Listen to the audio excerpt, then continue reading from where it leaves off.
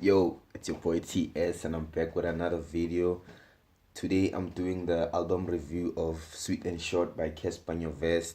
Well, the album just came out, you know what I'm saying, and it went platinum in a day, but that's not really what I'm focused on. I'm focused on the music, so let's get to it. Let's get to it. The first track is called Welcome. The first track basically it's like an introduction to the album. He's welcoming you to the album, and you know what I'm saying, letting you know what kind of sound this is gonna be. And I won't lie, like when I first listened to it, I thought it was gonna be like more of a gimmick, like the song, not the album.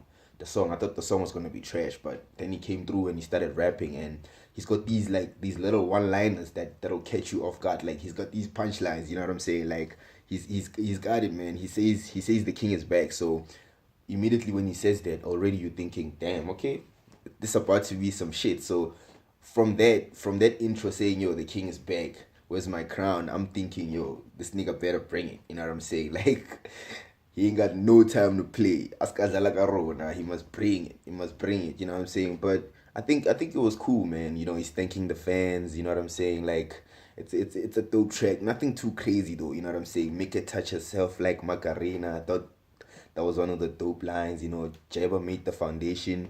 Now that's the outcome. I'm a hybrid. Kwaito can make an album. Kwaito and hip hop can make an album. I think he's talking about basically how Jeba opened the door for the kind of sound that he's making now. Jeba was always ahead of the curve. Even though he was rapping and he was hip hop, he always fused it with hip hop. That's why he called himself the hip hop Banzola. RIP to Jeba. You know what I'm saying? I'm sure a lot of niggas like Cassper wouldn't be around, or they wouldn't be doing the music that they're doing if it wasn't for guys like Jeba, guys like Murafi, guys like Momulimi. So to actually hear Cassper pay homage to somebody who I know for sure he's one of his personal heroes. You know what I'm saying? Like Jeba gave him a chance when nobody even knew him. So I think it was pretty dope to hear him say it. And I think the statement, everybody knows that the statement is true. You know what I'm saying? Like Jeba opened doors for a lot of niggas, especially these Motswako niggas. You know what I'm saying? That come from Northwest. You know what I'm saying? So big ups to Jeba again, and RIP to one of the legends of the South African game. RIP to Pro as well. You know what I'm saying? We lost legends. We lost two legends this year that were really pioneers for this game, man. For the South African hip hop game. Especially being dudes that rap in vernac. You know what I'm saying? Like not everybody understands English, so in order for them to just kind of like talk to people with the language that they understand, I mean, I think that's pretty special. You know what I'm saying? So anyway, track number two, it's Ayoba. It has that Kwaito feel, obviously. Like he spits a couple of bars in Zulu, like, you know what I'm saying? Like Casper, like I said, like the album is it sounds like it's a Kwaito album, but he still has lines in there that'll catch you off guard. So he says, my mill rock is satanic, you dancing with the devil. I know that's not that crazy, but I thought that was pretty clever. That was pretty smart from him. Nyugu netla scar sinkari winner Pirates aska tlwela masepa Casper sa tlwela masepa, especially after losing the final and hearing a nigga say that sa tlwela masepa. But I thought that was a dope line. He's got those lines, you know what I'm saying? And it's a cool track. It's dope. It's dope. Track three, skipped it up. I think again, like I think honestly, I don't like this track, man. I think that the track is trash. Honestly, honestly, I think it's a terrible song. I don't like it. He does not rap on a joint. Like I don't understand. There's that auto tune when he's singing. Like this is one of the worst albums, the worst songs on the album. I think it's one of the Casper's worst songs. Like just period. You know what I'm saying? I hate the song. I don't like it.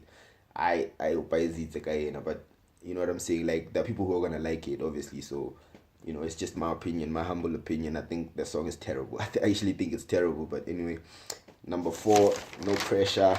Another one of those tracks. Another one of those tracks that I hate, that I don't like, that I could have done without on the album. You know what I'm saying? I think you know what I'm saying? Like he man, I know he's trying to pay homage to Kwaito, but especially after having such a dope album last year, like Tuto was crazy. Tuto was crazy. I think Tuto is a classic. Like he was really spitting, you know what I'm saying? So I expected him to build up from there. You know what I'm saying? But then he comes with this, maybe it'll grow on me, because the first time I listened to the album, I thought it was like really terrible. But now it's yeah, I think it's above average. I don't think it's as terrible as I first thought it was. I think it's above average, but compared to the other album, I think it's trash. Compared to compared to his other album.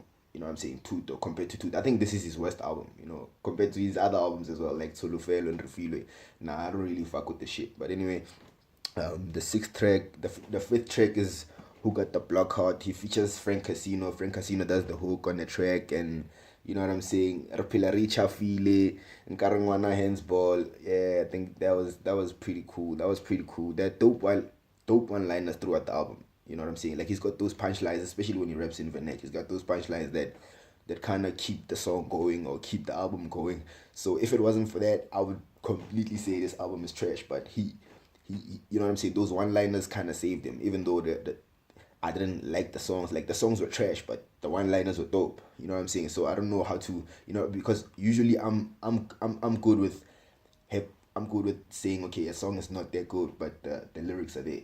But you know what I'm saying? So I'm kind of confused by my own standards. I would say this is a dope album, but the songs were just so bad. But anyway, the sixth track, Remote Control, another track that I don't like on the album again. Like, you know what I'm saying? It's trash, and I won't lie, man. Like, it should not have been on the album again. Like, I don't know, man.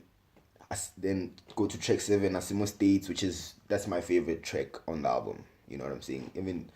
Even when it was released as a single, I thought, yeah. If he's gonna bring like at least 8 more tracks like this, I can fuck with him experimenting with the whole Kwaito shit. You can hear it's a sample from a old Kwaito song. You know what I'm saying? So I really fuck with it. I thought it was the best song on the album for me personally. It's my favorite song anyway, and it's a dope track. I think he's better when he's rapping in Venek than when he does his English shit. So I thought the track was dope. And then track 8, Tsenya Ukwe. I understand you're paying homage to Kwaito, but this ain't it, dog. Like this is not it, bruh. Like nah. I like the beat. I think the track would have been better if it was just the beat, or if it was just an instrumental. You know what I'm saying? Like him talking on a track or rapping or singing, whatever. Like it didn't make sense. He should have just.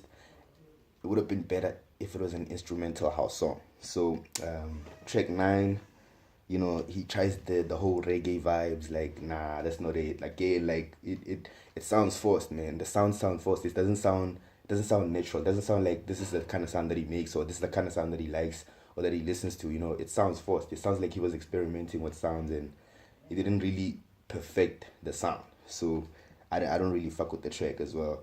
And then track 10, the last track, Gets. This is the track that we heard.